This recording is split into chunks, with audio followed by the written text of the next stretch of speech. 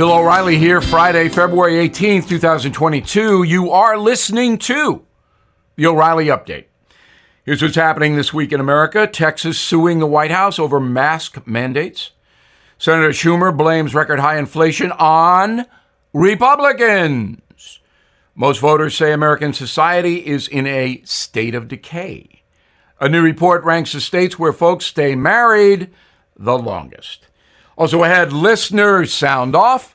But first, Texas filing a lawsuit against the Biden administration's mask mandate on airplanes. State Attorney General Ken Paxton claiming the president's order violates travelers' constitutional rights. Mr. Paxton successfully sued the White House over Mr. Biden's vax mandate on federal workers and private companies. New cases of COVID are down 60% in the last 4 weeks, but masks are still required on planes. Senate Majority Leader Chuck Schumer blaming record high inflation on the GOP, Grand Old Party, says the senator, quote, "Our Republican colleagues seem more comfortable giving speeches that go on and on about rising costs without offering any solutions. Complaining about the problem doesn't make inflation better," unquote. Since taking office, President Biden and the Democrats have spent a staggering $6 trillion on COVID and new federal entitlements. That, of course, ignites inflation. Somebody tell Senator Schumer. A new poll from the Trafalgar Group says a vast majority of adults believe American culture is in serious trouble. 77% say our society is now a, quote, state of decay. Just 10% think we are living in a state of progress. 13% are unsure. According to respondents, biggest challenges facing America include cancel culture, COVID, political hatred, and race relations. A survey published by Fox News ranks the states with the longest marriages. Top 5, Virginia, Idaho, Utah, New Jersey. Number 1, Hawaii. Americans on the Big Island stay together an average of 22 years. Worst spots, Mississippi, Arkansas, Indiana, Oregon, Georgia. 55% of marriages in the Peach State end in divorce. In a moment, update listeners have their say. Right back. Folks, everything's getting more expensive. We're in the biggest economic crisis since 2008, with a government that is spending out of control. Consumer prices the highest we've seen in 30 years. Inflation is here. So while paper money could eventually decline in value, you must consider real tangible things that will always maintain their value. How do you protect your money, your retirement, your savings? With American Hartford Gold. They will show you how to hedge your hard-earned savings against inflation by diversifying a portion of your portfolio into physical gold and silver. So please give them a call, and they'll have physical gold and silver delivered right to your door or put inside your IRA or 401k. Please tell them Bill O'Reilly sent you, and you may get up to $1,500 of free silver on your first order. Call 877-444-GOLD, 877-444-GOLD, or text GOLD to 65532. 877-444-GOLD. Text GOLD to 65532. Time now for the O'Reilly Update message of the day. Listeners, sound off. Let's go to Michael in Sunnyside, New York. That is Queens. There isn't going to be any sanctions on Russia. It's all an act to try to make Biden look good for the next election. Michael, you and I have a gentleman's disagreement. If Putin invades Ukraine, America and Europe will slap harsh economic sanctions on Russia, and they will do grave damage to the already weak Russian economy. Joe Biden cannot back down on this after Afghanistan. That would collapse his entire administration. So if Putin goes in, expect the sanctions. Mark, Fresno, California. Bill, you said the dishonest media is the most dangerous thing in America. However, do you believe they're more dangerous than corrupt leadership at the FBI, Homeland Security, and CIA? Well, you'd have to tell me what the corrupt leadership is. We certainly know there was corruption in the FBI during the Trump administration. Is there corruption now? I don't know that for a fact. Homeland Security obviously not doing the job on the southern border. Is it corruption or incompetence? And the CIA, I think, is doing a pretty darn good job. I got a new book coming out called Killing the Killers, The Secret War Against Terrorists, and the CIA has eliminated a lot of these people.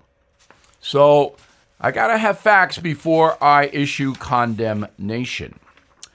Richard, Syracuse, New York. Do you know that Syracuse is the snowiest city in the USA? Even more than Anchorage. O'Reilly, can you explain the limits and the next steps of the Durham probe? Well, I wish I could, Richard, but I don't really work for the Justice Department. And John Durham, the special counsel, is not calling me up every day and saying, hey, Bill, this is what we're doing. Do you have any opinion on what we should do next? So I don't know. What I do know is that so far Durham has put out publicly that there was spying on Donald Trump, the candidate, and the president.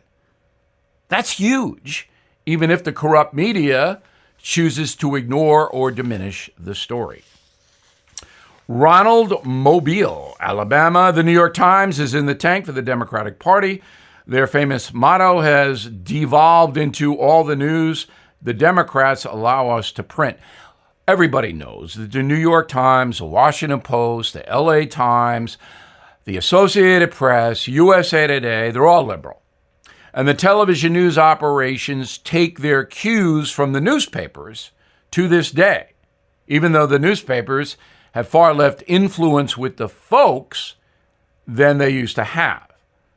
But the media in America is corrupt, and it is hurting every one of us. I'm Bill O'Reilly. I approve the message by putting it together. If you would like more honest news analysis, please visit BillO'Reilly.com. And this weekend, we are streaming on BillO'Reilly.com the Trump O'Reilly History Tour. Where do you see this? In a moment, something you might not know. Hey, investors, listen up. Inflation and rate increases are forecasted, which will potentially stall stock market gains. But the experts say apartment building values and rent increases are up. Almost 6.8 million homes are needed in this country right now. You have heard me tell you about NRIA. They are building rental and condominium properties in high-demand, low-supply markets right now. I personally visited one myself in Florida. Their 15-year track record has been delivering competitive returns for investors. So, you might consider investing in a solid foundation and give them a call. 800-800-1414. That's easy. 800-800-1414, or check them out at nria.net. An offer of securities is only made by the NRIA Private Placement Memorandum. Read it first. Past performance does not guarantee future results. NRIA is a real estate development firm. Learn more at nria.net. Now the O'Reilly Update brings you something you might not know. 137 years ago today, Mark Twain published the most successful sequel in the history of literature. Move over to Tom Sawyer. The Adventures of Huckleberry Finn had arrived.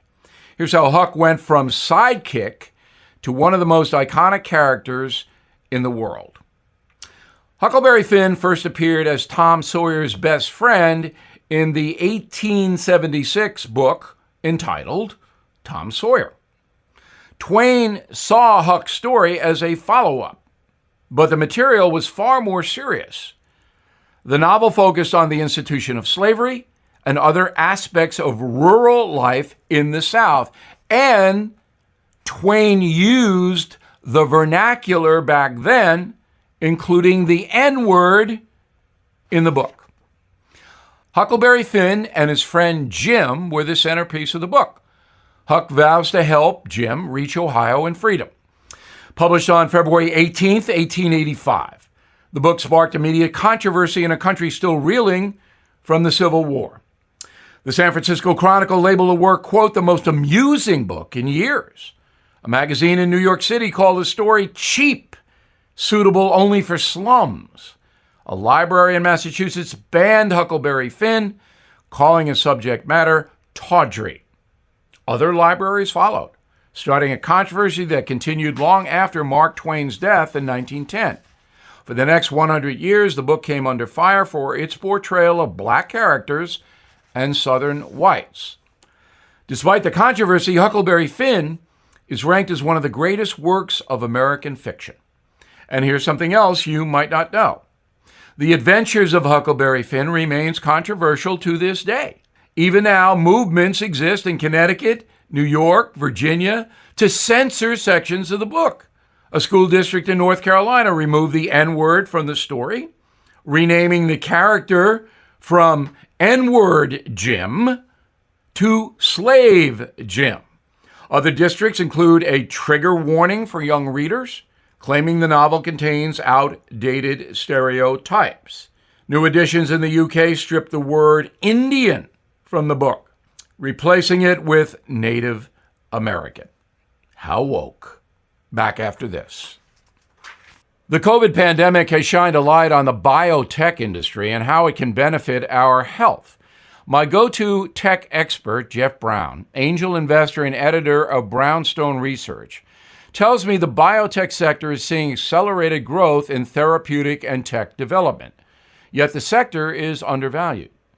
So even with the volatility in the economy, Jeff is bullish about biotech in 2022. His newsletters at Brownstone Research will educate you on how the latest technology affects our lives and how to profit from it. It is important to have an independent expert who is accountable only to you, helping to grow your 401k and retirement savings. Get help preserving your wealth. Sign up for Jeff's newsletter today. Please go to jeffbrowntech.com. jeffbrowntech.com. jeffbrowntech.com. Thank you for listening to the O'Reilly Update. I am Bill O'Reilly. No spin, just facts, and always looking out for you.